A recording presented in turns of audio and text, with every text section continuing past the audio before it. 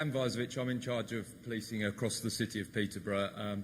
Our table had representation from both Peterborough urban, Peterborough rural and from areas outside of Peterborough across the county. I think there was a great deal of optimism on our table. This is a real opportunity for localism and democracy to take root.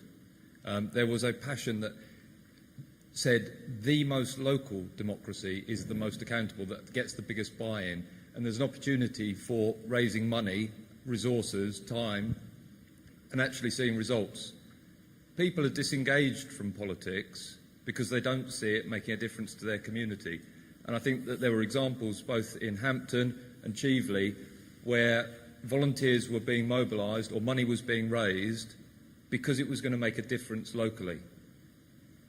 And there didn't seem to be a big draw between a competition between local parish councillors and city councillors because they were doing different things. There was recognition that parish councillors were going to make a difference locally to the issues that affected their village, their community, whereas city councillors were there to act as advocates for communities on a wider scale, to gain access to services that were pan the whole city.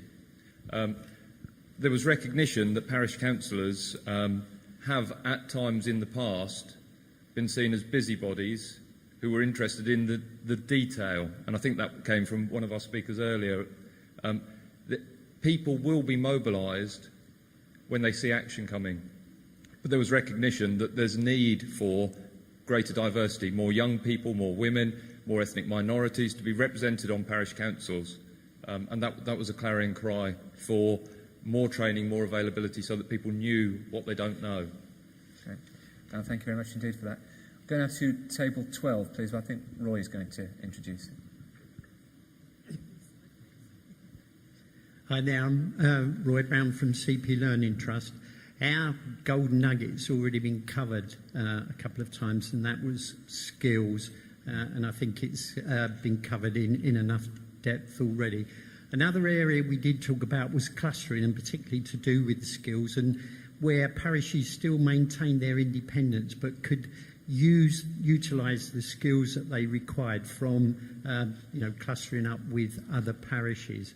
But our golden nugget, or the item we decided to look at, was volunteering. And what we all agreed is that there is a real willingness, a desire in our communities to volunteer. But what we're beginning to see, I was talking to someone earlier on, that there's health champions, and we've been training learning champions, and there's community champions, and there's not a great deal of coordination between those different schemes. So we could bring those together to maximise the work that those volunteers are doing in our communities. But also, if we're going to get sustainability, we need some central support to support those volunteers and support that sustainability. Well, thank you very much indeed for that. I'm now going to turn to table 11. Is that Joe? Apologies for the scruffy spreadsheet to start with. The pen was running out halfway through what we're writing. Our focus really has been similar to what everybody else has done, but we've thought about what does the parish want to do and provide at local level. And one of the things we came up with, or decided to talk about, was something that is close to most people's hearts, and that's community action plans and neighbourhood plans. What we felt we needed as a parish council, or parish councils generally, are vehicles that we can use to involve the community. Very often we sit at parish councils and we may have one or two people who come to the council from the public, and there's very little opportunity we have to involve the parish, the community, the village, whoever we represent. Now, we could have things which are artificial and dream up, for example, we could have a dance on Valentine's Day, and we could do the funding via the parish council just to kick that off. Or this year in Helpston, for example, we've had a Jubilee celebration which the parish council funded to kick that off. So there are opportunities that we can use as a parish council to involve people artificially. But the problems we face is that we find that that people don't seem to have identifiable vehicles that they can come to the parish council with to be involved. And we feel that community action plans, as the thing which is current, is one of those ways of doing it. And because it's a community action plan, and it is a plan which is going to progress over a period of years, hopefully it will bring people into the parish and become more involved. In the same way that the village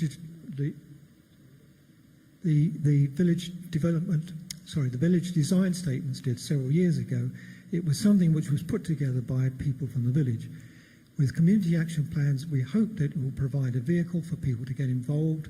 Once they're involved and they can see what the parish council does, and the opportunities there are for them to be involved in what the parish does, then perhaps that will open more doors, and they will get into a process of greater interaction between people from the parish on the ground floor coming to the parish council taking those aspects of concern further forward. Thank you. Well, it's a very good and specific example of something that we could be getting on with to engage people, so thank you for that, Joe. Table 8, I think, now. Dennis Batty, Glinton Parish Council. Well, we have 3 golden nuggets, and it's difficult to know at the moment which is the most important. We'll start with mapping the services and facilities in each area to influence clusters and produce an inventory of assets, the strengths and the weaknesses. I think what we need to do is to find out what the parish councils do at the moment, what facilities they have, shops, businesses, etc. Build out a complete history, and we can then look at how we can go forward. We also can then look at clustering, because we may have a strong parish council which is next to a small parish council, and some of the facilities from the bigger parish council can be accommodated with the smaller parish councils. So we think this is the first way forward. After doing that, we think each parish council needs specialist and professional advice and support to influence the need for each area, informed by local need and the known priorities. So we need to do a stock take to start off with, and then we need to get a professional advice on how we go forward. Excellent. And the third point that has been made is that the parish boundaries need revising, because apparently there are parishes that are split between 2 authorities, which would make it very difficult to progress in any way, shape or form.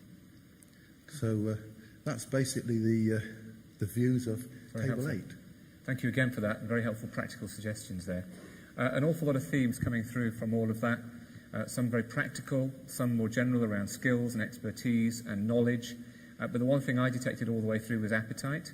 I wasn't listening to any table simply saying, do you know what, that's not really where we want to be. So I think one of the great messages from this morning's meeting is about the desire and the appetite to take on the challenges as we've had described before.